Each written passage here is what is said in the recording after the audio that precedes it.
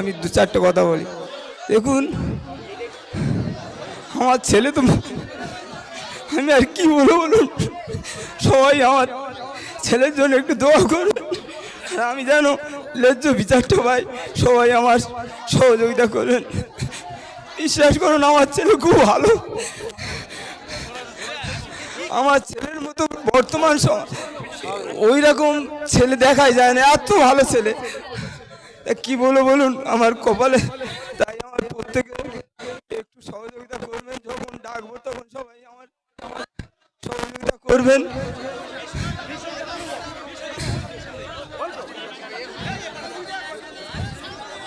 আর আমার ছেলের জন্য একটু সবাই দোয়া করবেন।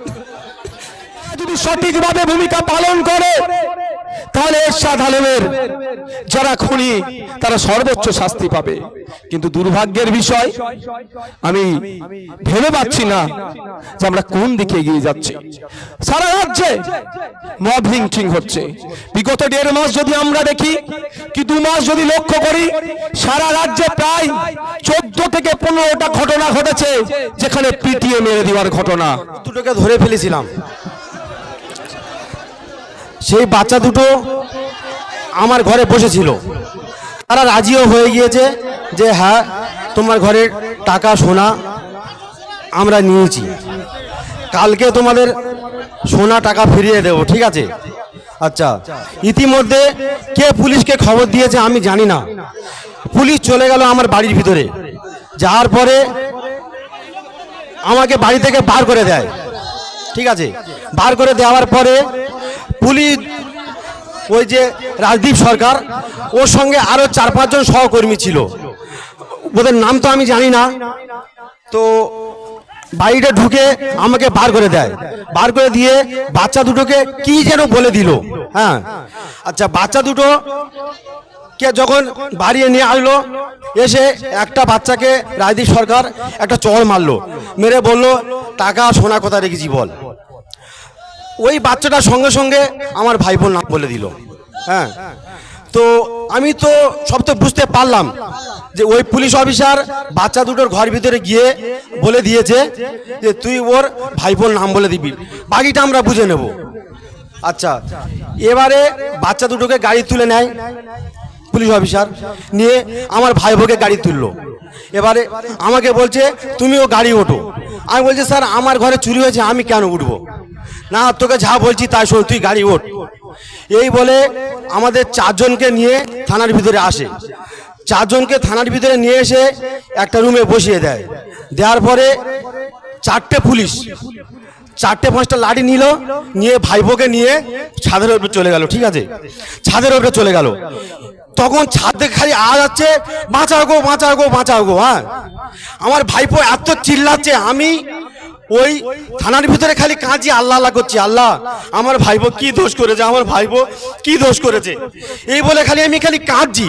আমি তো কিছু করতে পারছি না, আমার ফোনটা কেড়ে নিয়েছে, আমাকে এক জায়গায় চুপ করে বসে রেখেছে। আমাকে পুলিশ অফিসার বলে দিয়েছে যে তুমি চুপ করে এক্ষণে বসে থাকবে। আমি চুপচাপ বসে আছি পাগলের মতো, আমি খালি কাঁদছি, আল্লাহ আল্লাহ করছি। এইবারে যে ওই ভাইপোর রাত তখন 1টার মতো বাজে, ওই 4 জন পুলিশ ছাদের উপরে নিয়ে গিয়ে ওই মার চালু করেছে, বেধড়ক মার মারছে, বিশাল কাঁদছে, আমার ভাইপো খালি কাঁদছে, ও করছে এবার তুমি বাঁচাগো, তুমি বাঁচাগো। হ্যাঁ, এই বলে প্রচুর কাঁদছে খালি ও। আমি খালি বলছি আল্লাহ আমি কি করবো এইখানে। ওকে এই বলে অনেক মারধরের পরে রাজি করেছে। আবার ফিরে আমি তো ভিতরে বসে আছি, শুনতে আমি পাচ্ছি যে শালা তুই যতক্ষণ পর্যন্ত না হ্যাঁ বলবি ততক্ষণ পর্যন্ত আমি ছাড়বো না তোকে। রাজদীপ সরকার বলছে যে তুই যতক্ষণ পর্যন্ত না, আবাসের দিকে বলছে যতক্ষণ পর্যন্ত না তুই হ্যাঁ বলবি ততক্ষণ পর্যন্ত আমি তোকে ছাড়বো না। ওই যে মাছ চালু করেছে, ঠিক আছে। তারপরে গাড়ি আছে, অ্যাম্বুলেন্স আছে। তারপরে ভাইপোকে যেন প্রচুর মারধর করছে, আমি তো খালি কাঁচে ভিতরে বসে বসে। এইভাবে রাতটা পার হয়ে যায়। রাতটা পার হয়ে যাওয়ার পরে সকালবেলা তখন দেখলাম ফের 4-5খানা পুলিশ একটা টিম হয়ে একসাথে ঢুকে পড়লো ভিতরে, পড়ে ফের ভাইপোকে ধরেছে, ধরে কোমরে কাঁচি বেঁধেছে। আমি দেখছি তখন ওই রাত্রেবেলা মোটামুটি 4টের মতো লাঠি ভেঙে দিয়েছে আমার সামনে। আমি তো বড়বাবুকে বারবার বললাম যে স্যার আমি তোমার পায়ে ধরেছি, তুমি একবার থানার ভিতরে ভিডিও ফুটেজটা একবার খালি দেখাও। কি হয়েছিল থানার ভিতরে। আচ্ছা, বড়বাবু তারপরে মানে 10টার পরে আইলো, এসে বড়বাবু বলে দিল যে চলে যাও ফের আরেকবার। এইভাবে ভাইপোকে খালি মারছে আর মারছে, মারছে আর মারছে। আমার ভাইপো যখন কাঁদছে, আমার ভাইপো এইভাবে কাঁদছে, স্যার আমার এক্ষুনি একটা কিডনি কেটে নাও, স্যার আমি তোমার পায়ে ধরেছি, এক্ষুনি আমার একটা কিডনি কেটে দাও স্যার, আমি আমার কাছে নেই সোনা, আমার টাকা নিই, আমি নিয়ে নিই স্যার, আমার একটা কিডনি কেটে নাও, আমি এক্ষুনি কিডনি দিয়ে দেবো স্যার, আমাকে ছেড়ে দিন, আমাকে আর মারবেন না, আমাকে আর মারবেন না। এইভাবে খালি ভাইপো কাঁদছে। ওই যে রাজদীপ সরকার, ও মানুষ না কুত্তা আমি জানি না, এটা ওর যে মানুষের চামড়া খালি গা আছে, ও মানুষ না চালোয়ার এটা আমি জানি না। ওকে যদি এক্ষুনি আমার সামনে পাই, আমি ওকে কি করবো সেটা আমি জানি।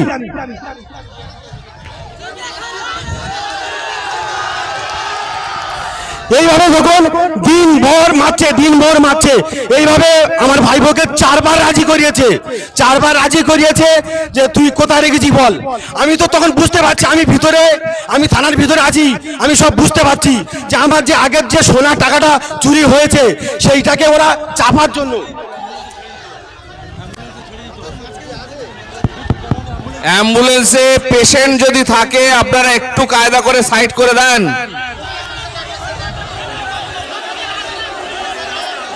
আমি শোনেন, সবাই চিল্লাবেন না। যদি পেশেন্ট থাকে অ্যাম্বুলেন্সের ভেতরে, ভলেন্টিয়ারদের বলবো একটু ফাঁকা করে জায়গা করে দেন, অত অমানবিক হলে হবে না। এরপরে যখন ওখান থেকে আসবে সামনে প্রথমেই আটকাতে হবে। আপনারা প্রথমে আটকালেন না কেন? কপিতে যাদের নাম আছে সেই এসআই থেকে শুরু করে আর যারা আছে এখনো পর্যন্ত তাদেরকে গ্রেফতার করা হলো না কেন? এর জবাব কিন্তু ভোলার মানুষ নয়, সারা রাজ্যের মানুষের কাছে মমতা ব্যানার্জি তথা পুলিশ মন্ত্রীকে দিতে হবে। ওরা বলছে নাকি মমতা ব্যানার্জি কোনো শব্দই খরচ করেনি, কোনো শব্দই মুখে খরচ করেনি। মানে বুঝতে পাচ্ছেন তো, তিনি চাইছেন এই ধরনের হোক, একটা দুটো হলে কি হবে। আমি কোড আনকোড বলছি, মুসলমানরা ভয় পেয়ে যাবে, কোড আনকোড বলছি, আদিবাসীরা ভয় পেয়ে যাবে, কোড আনকোড বলছি, দলিতরা ভয় পেয়ে যাবে। আর মমতা ব্যানার্জি তিনি এদেরকে নিয়ে সুন্দরভাবে রাজনীতি করতে পারবে। আমাদেরকে ভয় দেখানো হয়, গুজরাটের কথা বলে, উত্তরপ্রদেশের কথা বলে, অসমের কথা বলে, কিন্তু আমাদের রাজ্য কিন্তু এই গুজরাট, উত্তরপ্রদেশ, অসম থেকে কোনো